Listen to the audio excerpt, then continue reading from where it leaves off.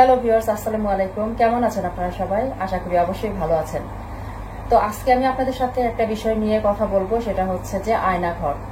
আমরা বেশ কয়েকদিন ধরে ছাত্র আন্দোলনের পর, তারা বিজয়ী হওয়ার পর যারা মুক্তি পেয়েছে, তারা মুক্তি পাওয়ার পর আমরা জানতে পেরেছি যে আয়নাঘর কি।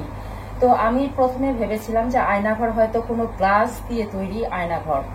আসলে এটি গ্লাস দিয়ে নয়, এটি একটি মাটির নিচে গর্তের মধ্যে ঘরগুলো করা, ছোট ছোট ঘর। তো এরকম একটা আয়নাঘর যে বাংলাদেশে আছে এটা আমরা কেউই জানি না।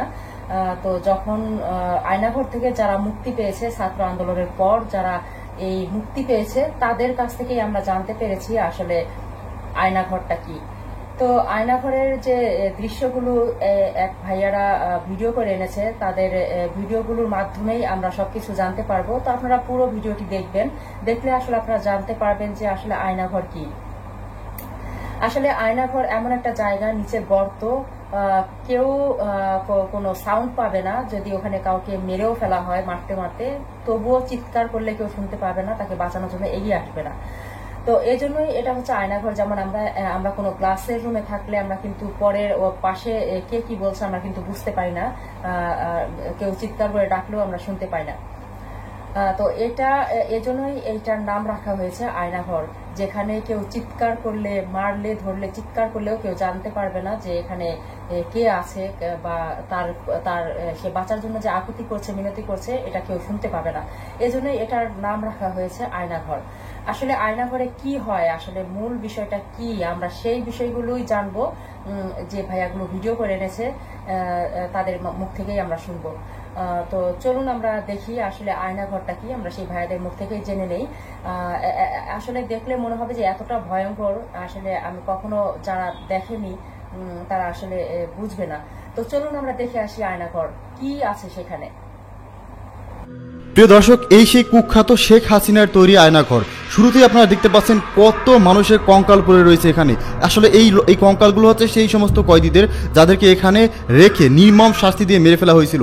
আর এটা যে কতটা বিভৎস দৃশ্য আপনারা একটু পরেই দেখতে পাবেন। এখানে যে কত মায়ের কোল খালি করা হয়েছে, কত মানুষকে যে এখানে নিয়ে নির্মমভাবে হত্যা করে ফেলা হয়েছে, তার কোনো হিসাব, সঠিক কোনো হিসেব নেই।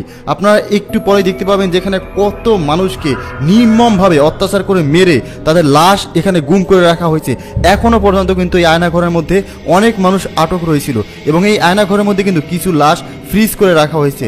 আর আপনারা এই আয়নাঘরের যে বিভৎস দৃশ্য তা একটু পরে জানতে পারবেন। এবং আপনাদেরকে জানিয়ে রাখি, এই আয়নাঘরের বিভৎস দৃশ্য সবার পক্ষে দেখে সহ্য করে থাকার মতো নয়। আমি এই ভিডিওটি করার সময় আমার ভয়ে আমার কলিজা শুকিয়ে যাওয়ার মতো একটা অবস্থা কিন্তু হয়ে গিয়েছে, কারণ এতটা বিভৎস দৃশ্য আমি আমার জীবনে কখনো হরর মুভিতেও দেখিনি। কিন্তু বাস্তবে এমন ঘটনা আমাদের বাংলাদেশের মধ্যেই যে ঘটেছে, এটা আমি কখনো স্বপ্নেও ভাবিনি। বাংলাদেশের মধ্যে এমন একটা কুখ্যাত আয়না ঘর তৈরি করে রাখা হয়েছে, যে আয়না ঘরের মধ্যে মানুষদেরকে মেরে গুম করে দেওয়া হতো। আর মারা হতো কোনো সাধারণভাবে নয়, এখানে মানুষদেরকে প্রথমে বন্দি করা হতো।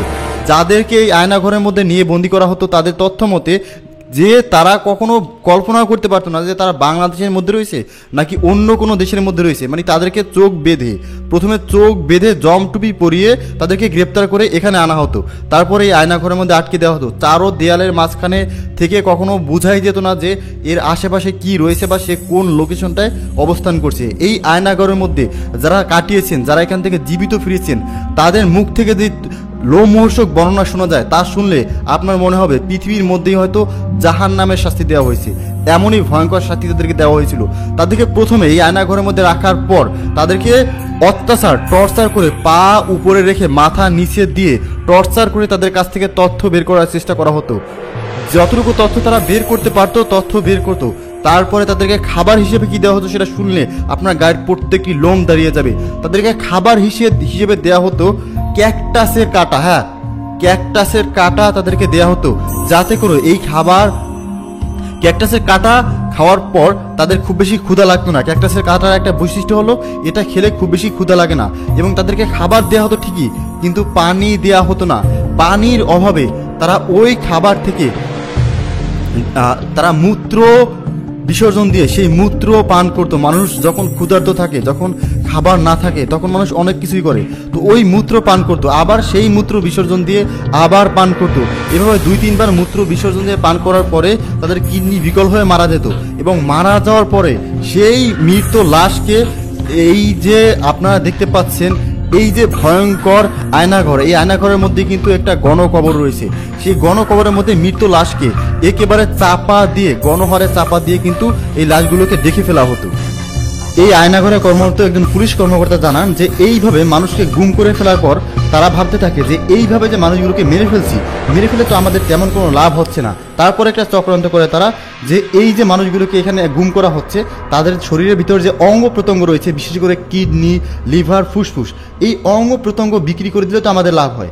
এই ভাবনা থেকেই তারা একটা পৈশাচিক চক্রান্ত শুরু করে। সেই চক্রান্ত অনুসারে তারা কি করে, যে এই যে মানুষগুলো রয়েছে, যা যখন এই আয়নাঘরে আসলে খুব বেশি মানুষ রাখার জায়গা ছিল না, প্রতিনিয়তই এখানে নতুন নতুন আসামি নেওয়া হতো। তো পুরনো আসামিগুলোকে কি করবে, তারা সেই পুরনো আসামিগুলোর শরীর থেকে জীবিত অবস্থাতেই তাদের শরীর থেকে কিডনি, লিভার, ফুসফুস পোস্ট ম্যাটাম করে বের করা হতো, এবং তাও জীবিত অবস্থায়। কতটা বিভৎস কাজ ভাবতে পারছেন। জীবিত অবস্থায় এজন্যই করতো কারণ মৃত অবস্থায় একটা মানুষকে মেরে ফেলে তার যদি অঙ্গ প্রত্যঙ্গ বের করা হয় সেটা ততটা কার্যকর থাকে না, কিন্তু জীবিত অবস্থায় যদি তার শরীর থেকে অঙ্গ প্রত্যঙ্গ বের করা হয় ওই অঙ্গ প্রত্যঙ্গ অনেক সময় পর্যন্ত লাস্টিং করে। আর এই কারণেই তারা জীবিত অবস্থায়, ভাবতে পারছেন একটা মানুষকে জীবিত অবস্থায় পেট কেটে কিডনি বের করা, তার ফুসফুস বের করা, লিভার বের করা, এই সমস্ত কার্যকলাপ কিন্তু এই আয়নাঘরে ডিবি হারুন, বিশেষ করে ডিবি হারুনের নির্দেশে এই কাজ করতে। এবং এই যে কিডনি অঙ্গ প্রত্যঙ্গ বিক্রি করে যে টাকা আয় হতো সেই টাকা দিয়ে এখানকার স্টাফদেরকে বেতন দেওয়া হতো, এবং ডিবি হারুন কিন্তু এখানকার মানুষদেরকে নির্যাতন করে সরকারের কাছ থেকে কিনা মোটা অঙ্কের টাকা পেত। এবং শুধু সেই মোটা অঙ্কের টাকাই নয়, এখানে যে সমস্ত মানুষদেরকে আয়নাঘরে বন্দি করা হতো তাদের মধ্যে যারা এলিট শ্রেণীর রয়েছিল, মানে যাদের কাছে অনেক বেশি টাকা পয়সা থাকতো, তাদেরকে ফোন দিয়ে ভিডিও কলের মাধ্যমে নাকি এই আয়নাঘরের নির্মম বাস্তবতা দেখিয়ে বলতো এখন কোটি টাকা দেবেন তাহলে এই নির্যাতন থেকে মুক্তি পাবেন, না হলে কিন্তু মুক্তি পাবেন না। এই ধরনের ভয়ভীতি দেখিয়ে কিন্তু ডিবি হারুন কোটি টাকা কিন্তু আত্মসাৎ করে নিয়েছে, এবং কোটি টাকা আত্মসাৎ করার পরেও নাকি যাদেরকে এখানে একবার নিয়েছে তাদেরকে আর ছাড়েনি, তাদেরকে প্রাণী মেনে দিয়েছে। কারণ যদি কাউকে এখান থেকে ছাড়া হতো, সে যদি ফিরে যেত তাহলে কিন্তু এই সমস্ত গোপন তথ্য ফাঁস করে দিত। এই কারণে কিন্তু ডিবি হারুন কাউকেই এখান থেকে ছাড়তো না। যে একবার আয়নাঘরে ঢুকেছে তার কিন্তু এখানে মৃত্যু লাশ হয়েও বের হওয়ার সম্ভাবনা ছিল না, কারণ মৃত্যু লাশ হয়ে বের হতে পারতো না। তার মৃত্যু যে লাশটা, সেই লাশটাকে কিন্তু আপনারা দেখতে পাচ্ছেন এখানে গণকবর দিয়ে সেই লাশটাকে কিন্তু এখানেই রেখে দেওয়া হতো। তাই যাদের এখানে যারা নিখোঁজ হয়েছিল তাদের মায়ের বুক খালি হয়ে গেছিল, তাদের মায়ের কোল খালি হয়েছিল ঠিকই, শেষ পর্যন্ত কিন্তু তারা লাশটাকেও তাদের পরিবারের কাছে ফিরিয়ে দেওয়া হয়নি। এতটা নির্মম বিভৎসভাবে হত্যা করা হয়েছিল এই আয়নাঘরের মধ্যে। আপনারা দেখতে পাচ্ছেন এখানে গণকবর, এবং এখানকার যে পরিস্থিতি দেখে আপনারা বুঝতে পারছেন, আপনাদের গায়ের লোম নিঃসন্দেহে দাঁড়িয়ে যাচ্ছে। আর দেখতে পাচ্ছেন কতটা নোংরা পরিবেশ এখানে, মনে হচ্ছে কয়েক হাজার বছর যাবত এটা পরিষ্কার করা হয়নি।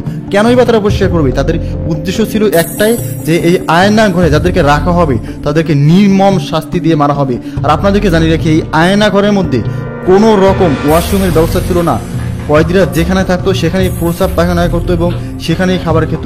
মানে গরু ছাগলকে যেভাবে রাখা হয় ঠিক একইভাবে এই আয়নাঘরের মধ্যে রাখা হতো। আপনারা দেখতে পাচ্ছেন আয়নাঘরের পরিস্থিতি কতটা বিভৎস এবং ভয়ঙ্কর।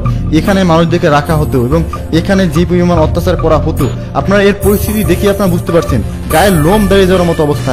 এখানে যদি কোনো সাধারণ মানুষ, কোনো একজন সুস্থ সবল মানুষকেও পাঠানো হয়, সেও কিন্তু এই দৃশ্য দেখে তার মনের মধ্যে কিন্তু ভয় ঢুকে যাবে, সে কিন্তু এখান থেকে বেঁচে ফেরার আশা হারিয়ে ফেলবে। প্রিয় দর্শক, এই আয়নাঘর তৈরি করা কুখ্যাত শেখ হাসিনা এবং ডিবি হারুন, কুখ্যাত ডিবি হারুন সম্পর্কে আপনার মন্তব্য কি?